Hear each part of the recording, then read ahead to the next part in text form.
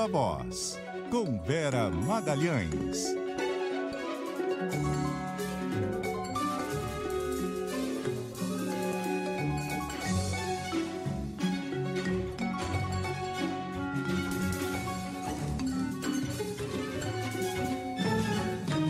Vera Magalhães, muito boa noite, tudo bem? Oi, Débora, boa noite para você e para Carol, para os ouvintes, para quem nos assiste. Bora que bora.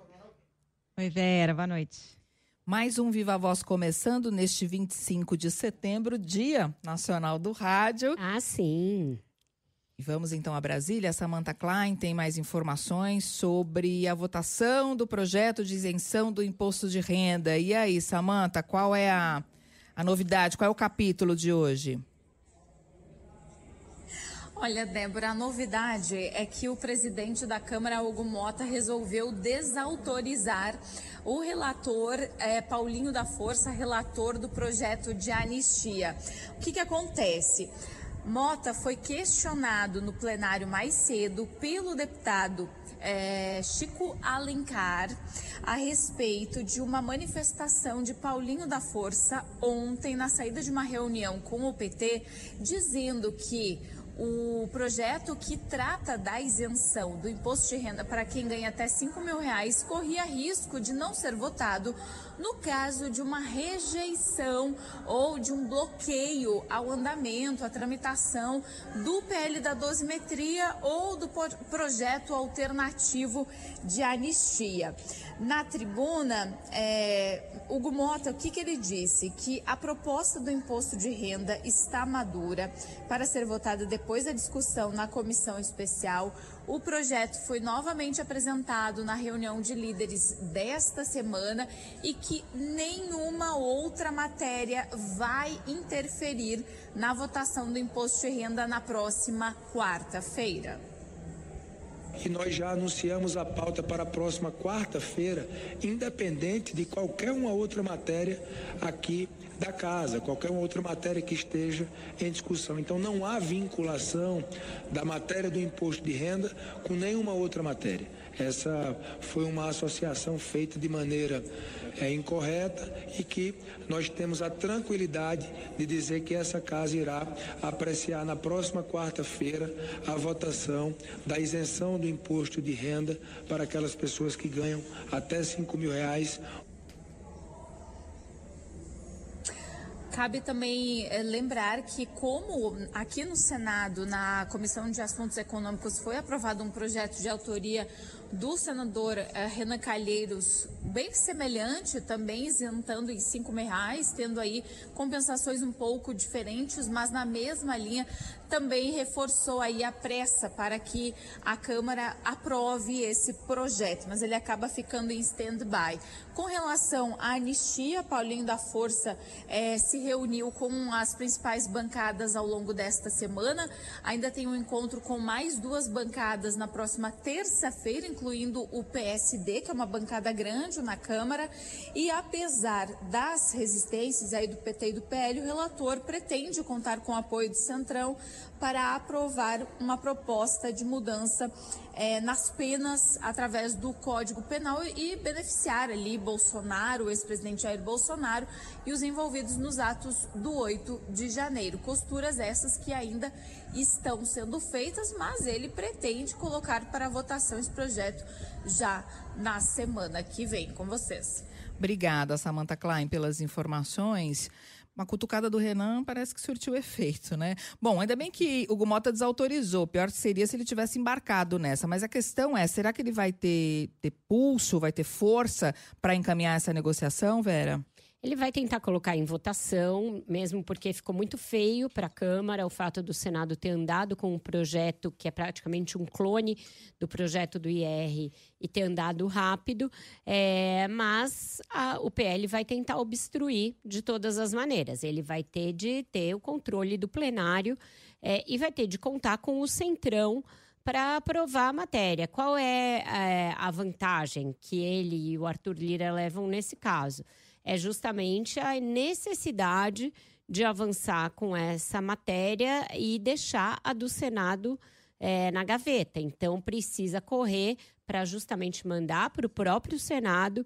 E aí, chegando no Senado, o projeto do IR, os senadores vão ter de decidir o que fazer. E aí, o que a Câmara espera?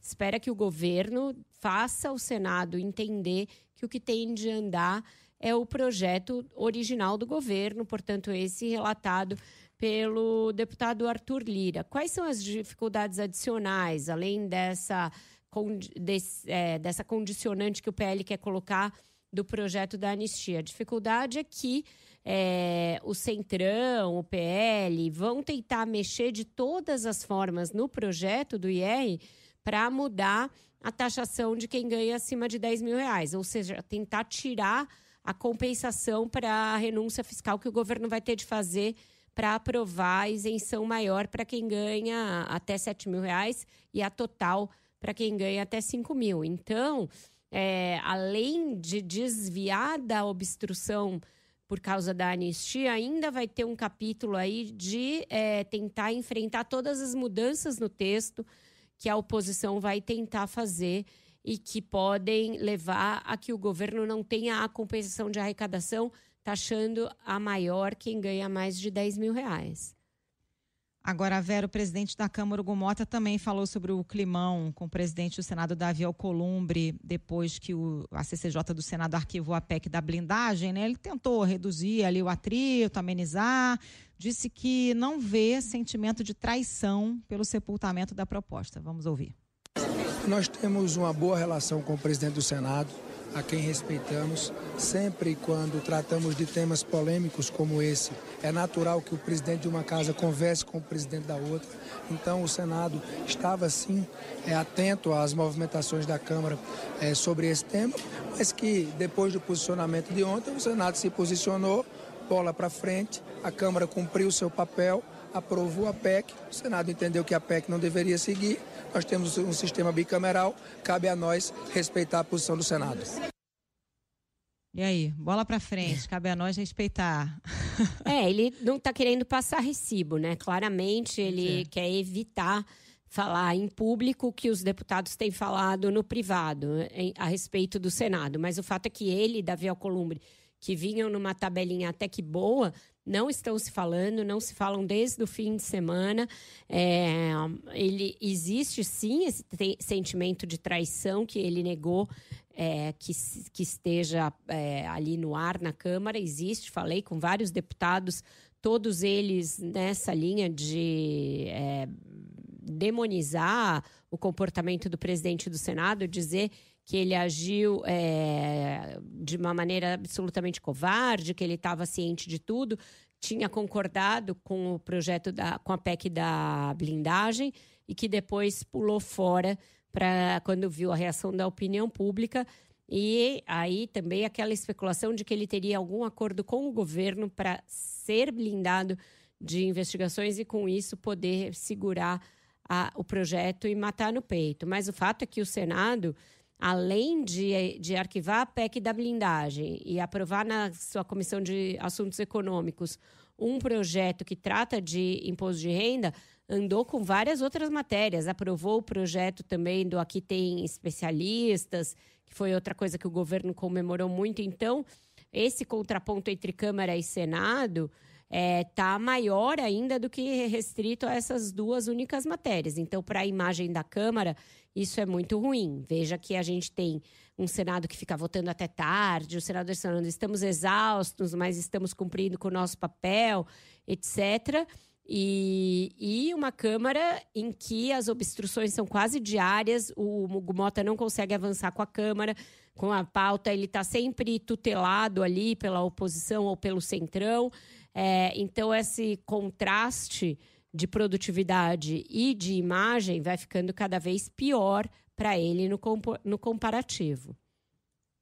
Por falar em PL da anistia, o governador de São Paulo, Tarcísio de Freitas, vai visitar o ex-presidente Jair Bolsonaro em Brasília na segunda-feira. O nosso colega do Globo, Sérgio Quintela, foi a agenda do governador hoje, conversou com ele e tal, e ele disse que esse tema da anistia não é pauta, que ele não vai para Brasília conversar sobre isso, que ele vai para visitar um amigo, vai prestar solidariedade, que vai fazer isso porque tem preocupação em consideração como uma pessoa foi muito importante para ele. Aí nessa agenda, Tarcísio de Freitas foi questionado sobre um possível aval de Bolsonaro à sua candidatura a presidente no ano que vem. Tarcísio tem sido tratado aí como o sucessor de Jair Bolsonaro, que está inelegível, né? Ele disse o seguinte: não deu aval, no caso Bolsonaro, né? Não deu aval nenhum e eu sou candidato à reeleição. Tem nada disso.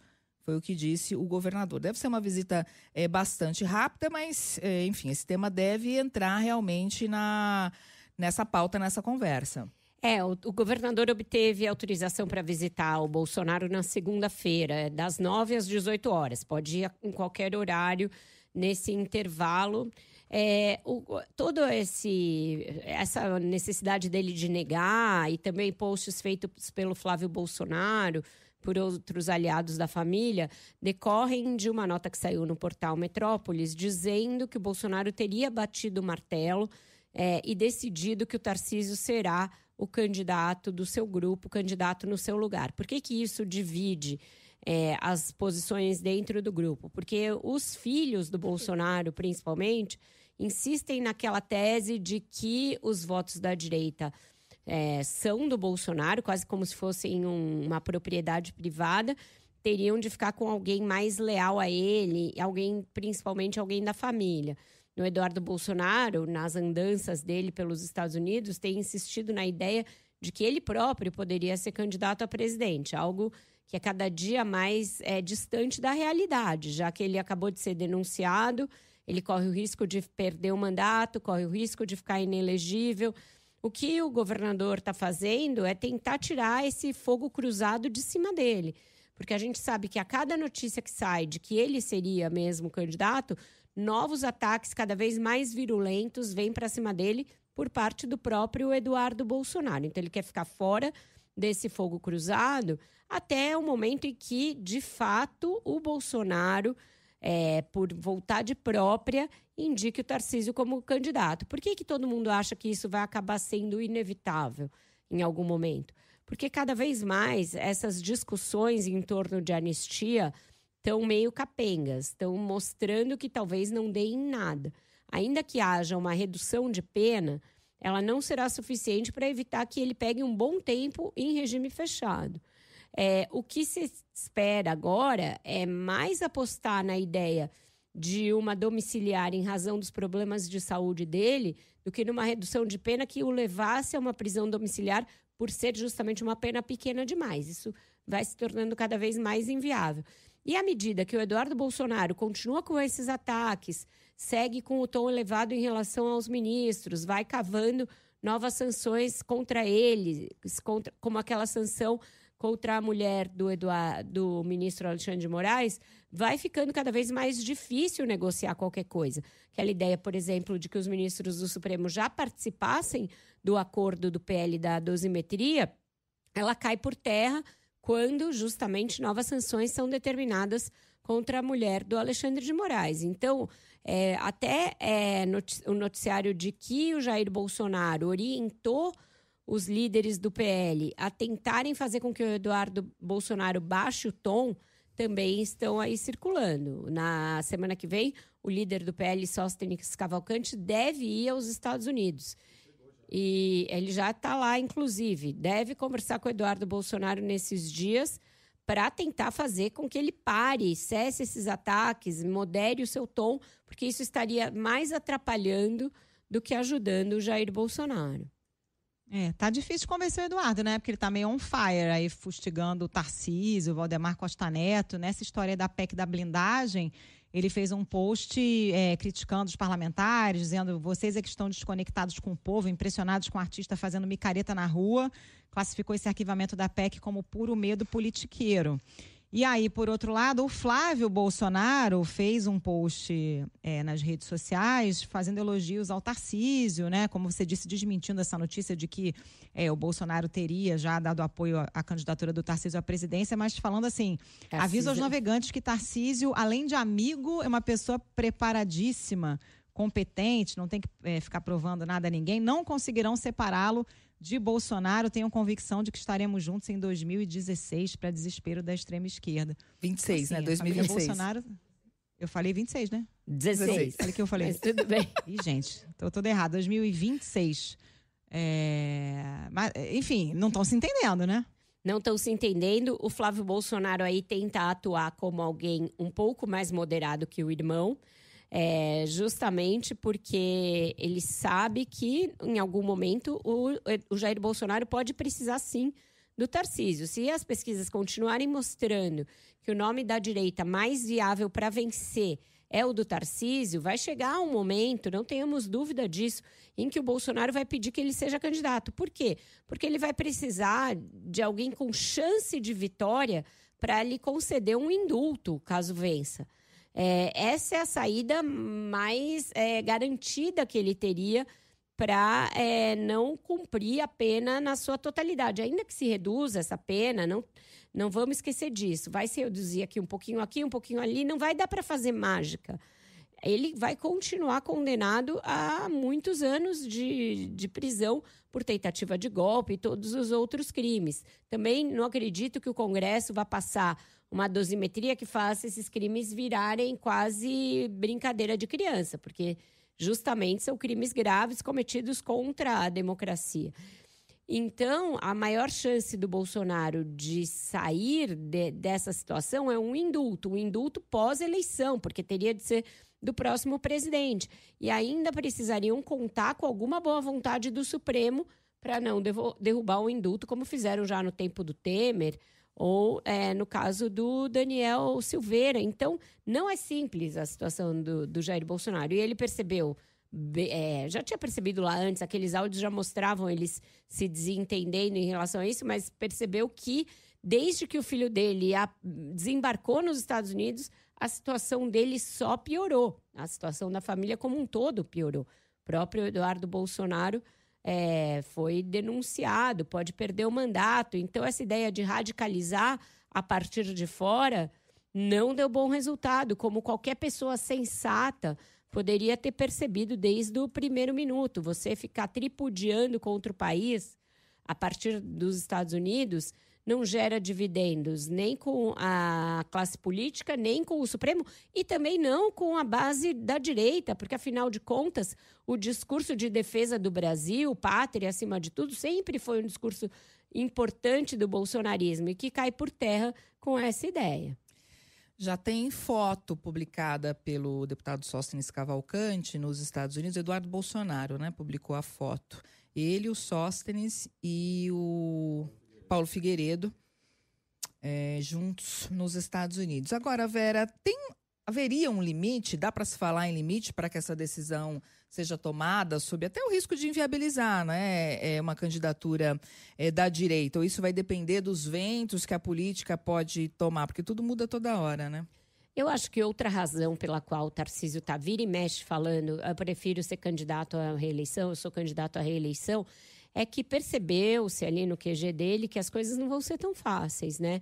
O presidente Lula vem numa lenta, porém constante recuperação. Essa viagem que ele fez aos Estados Unidos rendeu dividendos para o Lula, né, em termos de projeção internacional, de projeção para o público interno, todo o aproveitamento que se fez da história da química com o Trump e de que eles vão de fato se reunir, foi muito bem feito. O Lula surfou em cima dessa onda, a esquerda também soube surfar, apesar de haver uma clara contradição no fato de que eles xingam o Trump todo dia, mas só para tripudiar em cima do bolsonarismo. Souberam surfar em cima disso. E aí a gente tem toda essa situação de que o Lula vai chegar competitivo no ano que vem. Não vai chegar a um pato manco, como se imaginava alguns meses atrás. Então, isso também torna a decisão do Tarcísio mais dramática.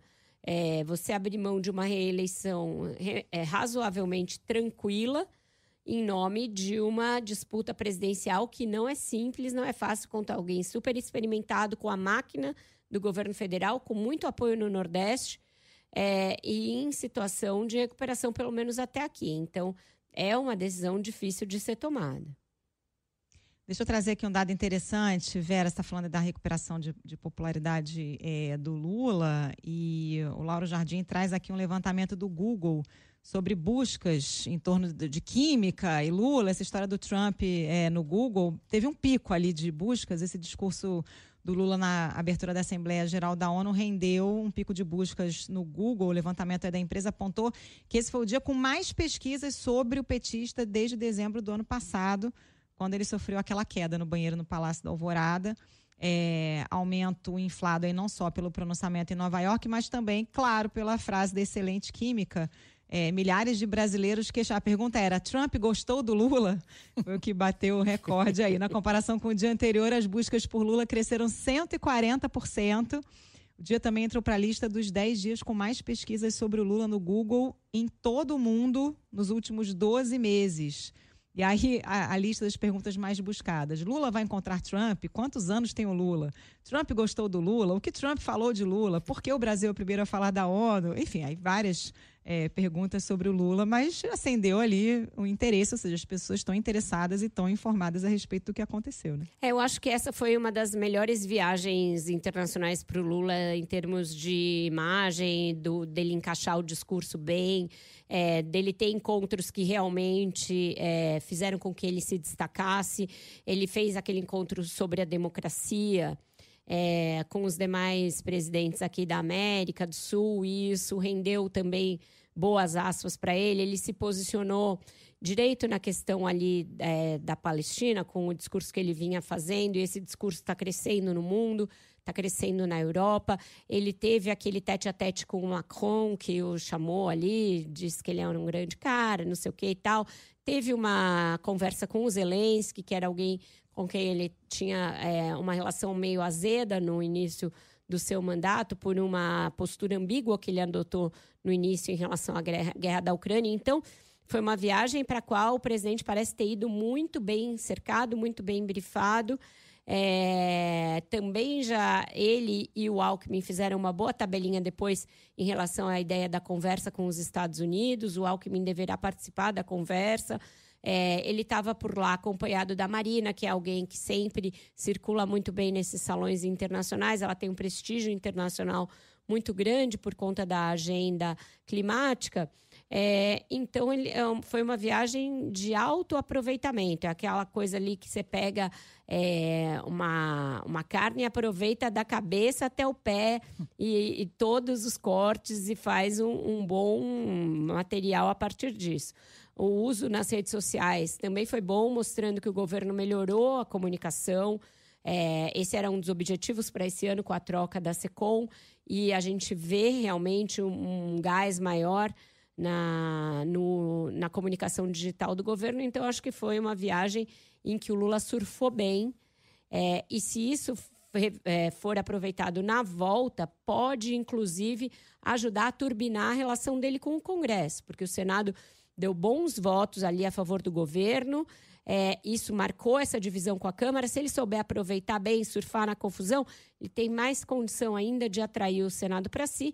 E se semana que vem passar o IR na Câmara, aí ele vai surfar muito em cima dessa matéria, que é aquela principal agenda dele para esse ano. Então, vem numa maré positiva o governo, contrária a essa do bolsonarismo, que está patinando em círculos, todos tropeçando nas próprias pernas, brigando entre si. Muito bem, vamos fazer um intervalo? Aí a gente volta na sequência com o repórter CBN e depois tem mais Viva Voz.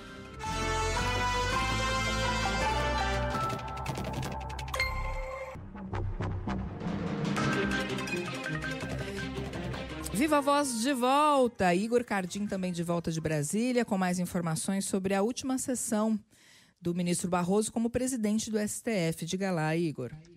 Pois é, Débora, a sessão desta quinta marcou a despedida de Barroso da presidência do Supremo Tribunal Federal. Durante o discurso, o ministro afirmou que a Corte cumpriu bem o papel de preservar o Estado de Direito e a democracia, mesmo sob pressões e custos pessoais. Ele destacou que desde a Constituição de 1988 não houve desaparecidos, nem torturas ou aposentadorias compulsórias, e a liberdade de imprensa foi garantida. o arranjo institucional que nos proporcionou 37 anos de democracia e estabilidade institucional sob a Constituição de 1988. E nesse período não houve desaparecidos, ninguém foi torturado, ninguém foi aposentado compulsoriamente. Todos os meios de comunicação, impressos ou digitais, manifestam-se livremente. Ou seja, apesar do custo pessoal dos seus ministros e o desgaste de decidir as questões mais divisivas da sociedade brasileira, o Supremo Tribunal Federal cumpriu, e bem, o seu papel de preservar o Estado de Direito e de promover os direitos fundamentais. O decano Gilmar Mendes prestou homenagem ao colega, afirmando que sua gestão ficará registrada na história por ter conduzido o julgamento e a condenação de um ex-presidente por tentativa de golpe de Estado, fato que classificou como raríssimo no mundo.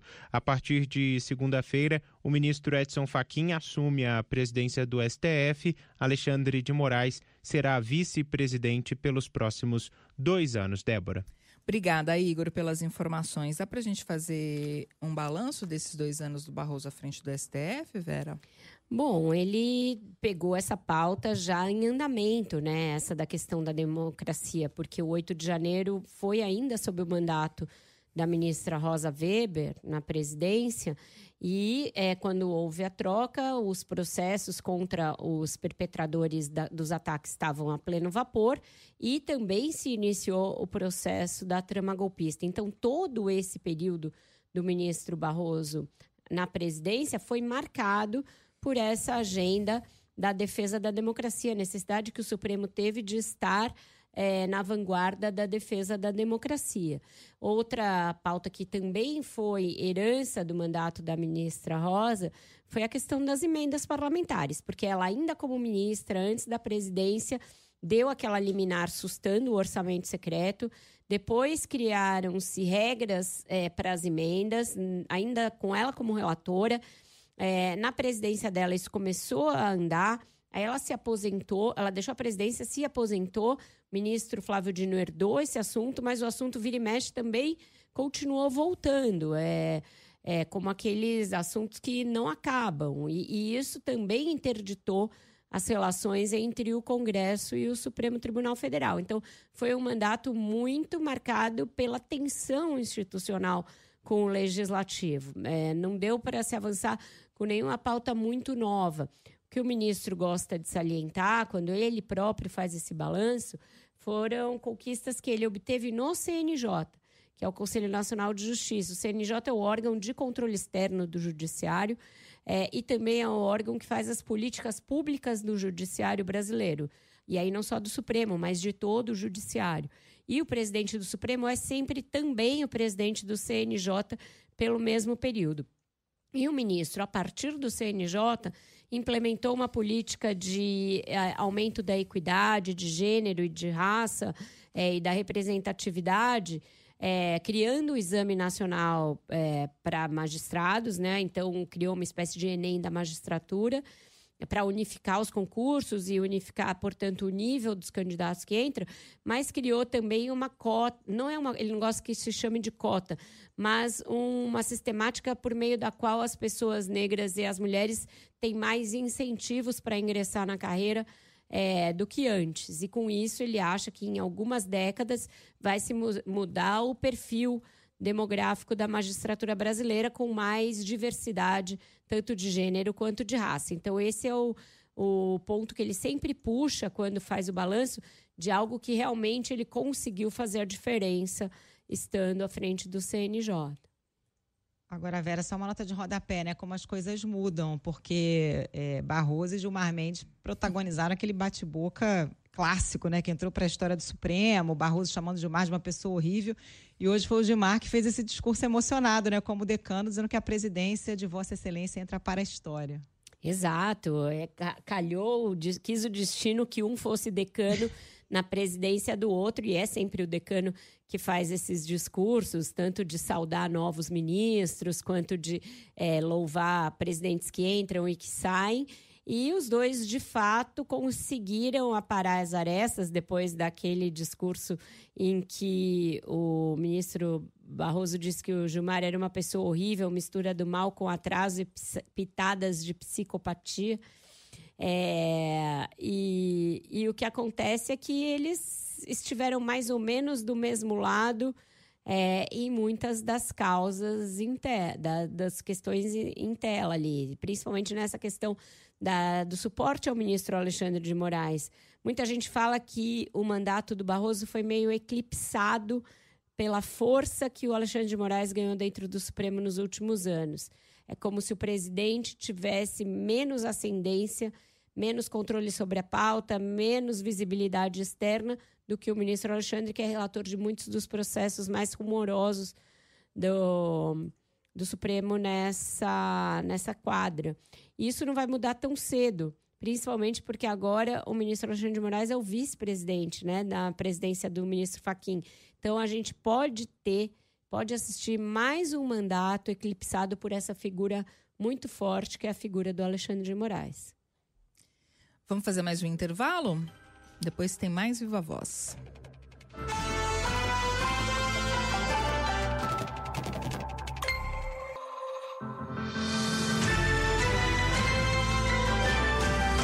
Ponto Final CBN. Viva Voz de volta, Samantha Klein de volta também com mais informações sobre a CPMI do INSS. Para não perder o costume, né? Teve bate-boca hoje também por lá. Oi, Samantha. Oi, Débora. E continua, viu, essa sessão da CPMI, ouvindo o empresário Antônio Carlos Camilo Antunes, conhecido como Careca do INSS, que está negando qualquer relação com o esquema de descontos fraudulentos sobre aposentadorias do INSS. Ele também disse que só soube desses descontos indevidos quando foi deflagrada a operação sem desconto da Polícia Federal e Controladoria Geral da União. Ele chegou a ficar em silêncio no começo dessa sessão, não respondeu as perguntas do relator, mas vem respondendo a maioria dos questionamentos dos deputados e senadores. Antônio Carlos ainda ressaltou que não trabalhava para governos, que não participa de associações de aposentados e pensionistas e também disse aí que não tem envolvimento com esse esquema. Já o relator Alfredo Gaspar disse que até um elogio que ele não respondesse às questões dele, já que, segundo o relator, ele é o grande artífice desse esquema fraudulento. Entre outras questões aqui também, a base do governo conseguiu barrar a convocação de Gustavo Marques Gaspar, que era um assessor do senador Weverton Rocha, do PDT do Maranhão, e de Silas Bezerra de Alencar, sócio da empresa que teria pago aí por passagens a representantes da CONTAG prestarem depoimento à CPMI. Já o líder do Novo, Marcel Van Hatten, acabou de pedir uma cariação entre o Careca do INSS e o técnico em contabilidade Milton Salvador de Almeida Júnior, que é apontado como um sócio do Careca do INSS. Milton já prestou depoimento negando ter sociedade com ele. Já o deputado Paulo Pimenta afirmou que vai apresentar um requerimento de acariação entre o advogado Eli Cohen e o Careca do INSS. Esse advogado prestou depoimento e ele foi aí autor de denúncias sobre pelo menos 3 associações envolvidas nas fraudes do INSS. E por último, um pouco prosaico até, a deputada Coronel Fernanda disse que vai protocolar um requerimento para transferir Careca do INSS para a Papuda. Hoje ele está preso na superintendência da PF desde o dia 12 de setembro, quando foram recolhidos, apreendidos aqueles carros de luxo com ele. E ao questionar, eu perguntei para o advogado dele, o Kleber Lopes, que é um criminalista famoso aqui em Brasília, ele disse que a CPMI realmente não tem essa prerrogativa com vocês. Obrigada, Samantha Klein, pelas informações. De qualquer forma, uma CPI mista parlamentar de inquérito, ela tem o objetivo de conduzir uma investigação, né, Vera? Desde o começo, a gente estava falando do caráter político-partidário, né, ideológico, que essa CPMI poderia passar a ter, e Você está caminhando para ter algum desenvolvimento, para chegar a alguma conclusão? Nessas confusões, esses bate-bocas, a gente vê o pessoal lacrando para aparecer, né? O tom dela está bastante exaltado, né? Anteontem a gente teve uma voz de prisão dada pelo senador Carlos Viana contra um intermediário, justamente, do careca do INSS, o Rubens Oliveira Costa. Hoje, essa oitiva marcada por todas essas tentativas de deputados e senadores se destacarem mais uns que os outros, e achei engraçado ele tentando fugir desse apelido, né? Tentando falar o nome dele. Eu sou Antônio Carlos Camilo Antunes, sou empreendedor nato, mas não tem jeito. Só na entrada da Samantha ela repetiu careca do INSS umas 8, talvez, vezes. Então ele não vai conseguir, né? Esse principal objetivo dele não foi alcançado, coitado. Coitado não, né? Que, enfim, está investigado por uma série de coisas bem, bem graves. Ele dizendo que só tomou conhecimento quando eclodiu a operação, enfim, tá difícil. O que a gente vê é que o governo está conseguindo, depois daquele baile que ele tomou no começo, está conseguindo uma maioria para não aprovar alguns requerimentos que seriam muito desgastantes para ele e para a sua base. Então, está conseguindo vitórias importantes por ali. Se vai conseguir avançar em relação ao que a Polícia Federal e a Receita e as próprias investigações internas já mostraram, a gente ainda está por ver. Eu não tenho advogados, eu chamei ele pelo nome. Não usei o apelido. Não usei o apelido. Não tenho advogados. Eu não sei se ele está refutando a alcunha de careca ou a alcunha do INSS, né, gente? Porque ele fala, não sou o careca do INSS. As imagens falam por si só, né? Refutar a alcunha de careca é um pouco difícil, porque ele é bem careca, que nem o Alexandre de Moraes. É um careca quase total. Só está negando que seja do INSS, eu acho. Mas a CPI agora mudou de foco. Exato. Vamos para o nosso próximo assunto, gente. O Igor Cardim está de volta. Agora para falar de economia, redução da estimativa de crescimento na economia aí feita pelo Banco Central, o que faz sentido, né? A gente estava aí num longo tempo com elevação de taxas de juros e em algum momento esse remédio faz efeito também na economia, né, Igor? Pois é, Carol. O Banco Central reduziu, então, essa projeção do PIB, de crescimento do PIB para esse ano de 2,1% para 2% e prevê um crescimento ainda menor para 2026. A redução se deve principalmente aos efeitos ainda incertos do tarifaço dos Estados Unidos. Mesmo assim, há boas expectativas em relação a alguns setores, como a agropecuária, que deve crescer 9% neste ano. Para 2026, ano eleitoral, as estimativas são pessimistas, de crescimento da economia de 1,5%. Mas esta é a primeira vez que o Banco Central divulga uma estimativa para o PIB do próximo ano. Se confirmado, o resultado será o pior desde a pandemia. A expectativa baixa se deve aos juros, que devem permanecer altos, e perspectiva de desaceleração da economia global, de acordo com o diretor de política econômica do Banco Central, Diogo Guilhem. Carol. Ô Igor, como é que ficou a projeção sobre a inflação, hein? A perspectiva de inflação teve uma leve melhora e passou de 4,9% para 4,8%. Mesmo assim, a previsão segue acima do intervalo de tolerância previsto. A inflação deve cair mesmo só em 2026, quando, segundo as estimativas, deve fechar o ano em 3,6%. Diante desse cenário, o Banco Central estima que os juros devem permanecer em 15% ao ano até o final de 2025 e taxa Selic só deve começar a cair na primeira reunião de 2026. Em meio às fortes críticas sobre a condução da política monetária do Banco Central, o presidente do BC, Gabriel Galípolo, disse que as críticas são legítimas e até elogiou o ministro da Fazenda, Fernando Haddad, que afirmou que o patamar de 15% é injustificável. É absolutamente legítimo que tanto agentes, economistas expressem a sua opinião sobre o que está se imaginando está sendo feito com a política monetária. Eu, pessoalmente, acho um luxo você ter o ministro da Fazenda e o secretário do Tesouro fazendo comentários sobre política monetária com a delicadeza que eles fizeram, com a gentileza que eles fizeram e com a educação que eles fizeram. Galípolo saiu pela tangente e não rebateu as críticas feitas por Haddad. Apesar de cobrar uma queda na taxa Selic, o ministro da Fazenda elogiou Galípolo e afirmou que ele assumiu o Banco Central em meio à crise. Diferentemente da postura adotada na gestão de Campos Neto, foi a primeira vez que o ministro da Fazenda criticou diretamente a condução do BC em relação à taxa de juros. Carol. Obrigada, Igor.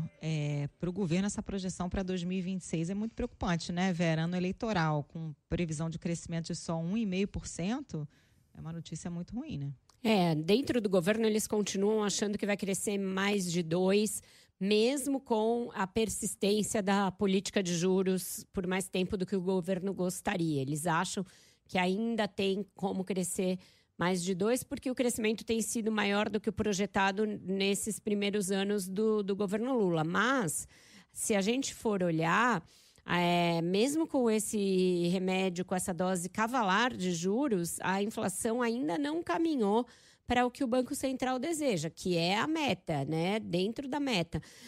E o IPCA 15, que é a prévia da inflação oficial, para o mês de setembro, veio com uma alta muito maior do que o esperado. Veio com uma alta de 0,48, quando a inflação do mês de agosto tinha tido uma retração de 0,14. Então, a dificuldade de trazer a inflação para dentro da meta, mesmo com a persistência de juros altíssimos por tanto tempo. Então, essa ideia do governo de que os juros vão começar a baixar, eu acho que já fica muito claro que não vai acontecer num horizonte tão próximo. E essa fala do Galípolo, né, embora fofa ali, nossa, que luxo poder contar com essas críticas tão educadas e não sei o quê, não esconde o fato de que ele não está querendo dar nenhuma pista de que vai baixar os juros tão rápido. A política tende a ser a de manter os 15%, pelo menos até o fim do ano. E isso é bastante ruim para o que o governo pretendia, uma economia mais aquecida no ano eleitoral, com juros em queda, para isso impulsionar de alguma maneira a eleição do Lula. E ainda tem os problemas fiscais no horizonte, né? Ontem mesmo, naquela sessão tumultuada da Câmara, o ministro Fernando Haddad defendeu a necessidade de aprovação daquela MP que trouxe as alternativas ao aumento do IOF que foi derrubado. Ele disse que isso é fundamental para viabilizar o orçamento de 2026, esse mesmo ano eleitoral, sem a necessidade de se fazer novos cortes orçamentários. Então, ainda tem a questão fiscal para ser equacionada, além dessa questão de juros inflação / crescimento, que preocupa bastante o governo para o ano que vem. Não vai ser um voo de cruzeiro a economia no ano eleitoral. O governo vem aí de 3 anos bons, 3 anos com emprego muito bom, com crescimento bom, com redução da desigualdade, redução de indicadores que são ruins para o Brasil, como a questão da fome. Tudo isso já, por si só, ajuda a fazer um caldo ali de discurso eleitoral para o Lula. Vai ter o discurso do IR, que esse é poderosíssimo, se o projeto de fato for aprovado, e isso pode dar um ganho de renda para as pessoas no ano eleitoral, e isso aumenta o humor em relação ao governo, mas a coisa dos juros é o ponto de preocupação do governo. Eu tinha sentido isso quando eu estive lá durante o julgamento do Bolsonaro, e isso fica perceptível também nessa fala do Galípolo, dando a entender que ele está até bem contente com a pressão que ele está sofrendo, mas reconhecendo que existe pressão para que os juros comecem a cair, né? Vamos ver se essa pressão aumenta ou não aí nos próximos meses. Vera, obrigada. Até amanhã. Amanhã tem mais Viva Voz. Amanhã tem mais Viva Voz. Hoje tem tricolor. Eu estou aqui a caráter, com as 3 cores do São Paulo, que vai começar em alguns minutos. E hoje a gente tem que ganhar, não tem jeito.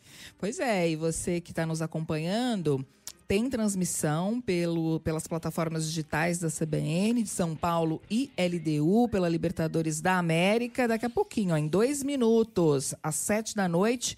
Primeiro tempo na web, site da CBN e canal do YouTube. Então acompanha lá com Rodrigo Bittar e Rafael Prates, São Paulo e LDU. Até amanhã, gente. Até.